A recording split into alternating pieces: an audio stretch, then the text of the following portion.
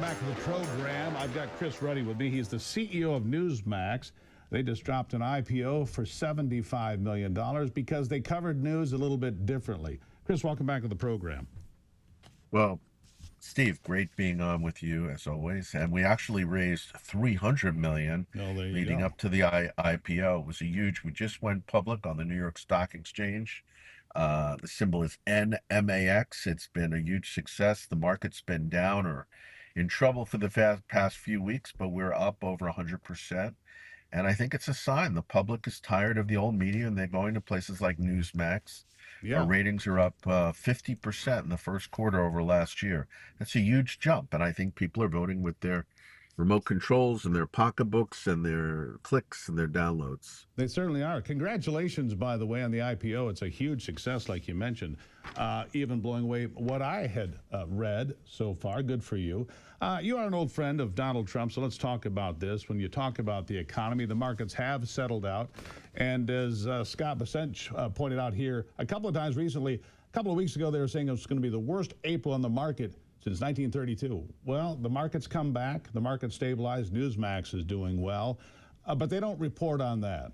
What do you think about the tariffs? Does the president have a path here that is viable to get the world economic order reshuffled, if you will, and make it so it's more free trade for everybody, most importantly, the United States? Steve, you hit it on the head. This is about free trade. It's about getting fair deals for the United States. Trump is undoing 40 years of bad trade deals. There's a lot of people that make a lot of money on the bad deals, and they're very upset. Wall Street didn't support him. They didn't support him in 20. They didn't support him in 24. They opposed him, even though he's for less government regulation, less taxes. And what he wants to do with tariffs, he doesn't understand why China and Europe have tariffs on our products, our cars, but they can put their stuff in the United States without a tariff. That's wrong. And he's really just trying, he's not for tariffs, he's for fair trade and free That's trade. right. And so You give make a him a great point chance. there. I want to circle that for a second, Chris. It wasn't Donald Trump that got Wall Street money. Once again, it was the liberal elites that got the Wall Street money to support Kamala Harris and Joe Biden. And if you ask the average person on the street, they would think it was the opposite of that. But what you said is exactly right. Yeah. No, I mean, he's been battling. The swamp doesn't want him. Wall Street doesn't want him. Hollywood certainly doesn't want him. Opinion polls, if you look, they keep saying, well, he's down in opinion polls. I don't know. Rasmussen helps him pretty consistent near the 50 mark. John McLaughlin, the president's pollster, keeps pointing out to me that some of these polls only have 35% Trump voters. Well, he That's right. won. He won by 50, almost 50%.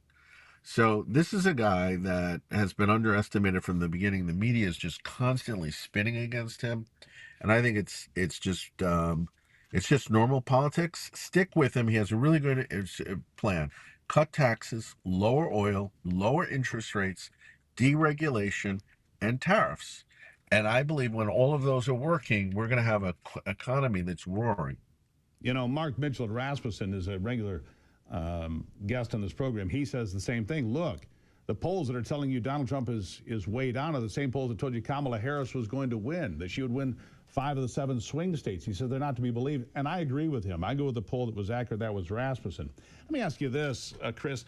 Are you optimistic then, based on what you just said? There's a combination of things. Tariffs are one of those items in the combination, in the formula to make America prosperous again. Are you optimistic as you look down the road? I'm very optimistic. I'm optimistic because Donald Trump is president. So people are like, I was negative under Joe Biden. Biden dumped $7+ trillion of Yeah, stimulus, led to massive inflation on the U.S. economy. Trump inherited a mess domestically. He inherited a mess with wars all over the world. And he, I think, has been fighting back and doing a really good job. So I'm very proud of the fact that I have supported him. Newsmax is an independent news organization. We certainly try to give him his due. We cover him a lot. He has encouraged people to go to Newsmax, so we're yeah. very appreciative of that. Chris Ruddy, CEO of Newsmax. I greatly appreciate you taking some time today. I know you're on a tight schedule. We'll talk again soon. Thank you. I'm looking forward, Steve. Always great. And check out newsmaxinvest.com. It's our page for our new shares. There you go. Well done. Chris Ruddy, everybody. There you have it. Chris Ruddy, NewsMax. Of course, I'm on Real America's Voice. We're competitors. But on the same token, we're also conservatives fighting against the mainstream media. Fighting against the mainstream media. In fact, I really want to play the Chuck Todd bit for you again. Don't remember which one that was, but Chuck Todd lying about the media and journalists not covering up for Joe Biden. Of course the media covered up for Joe Biden. And you're not journalists when you do that, you're advocates. And that's why NewsMax is different, Real America's Voice is different.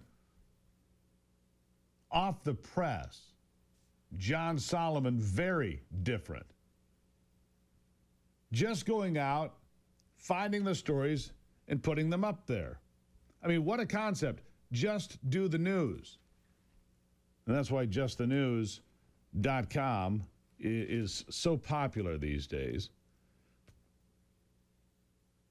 By the way, I will say this. Looking at the news, the first 100 days are in the book. Today is day 101.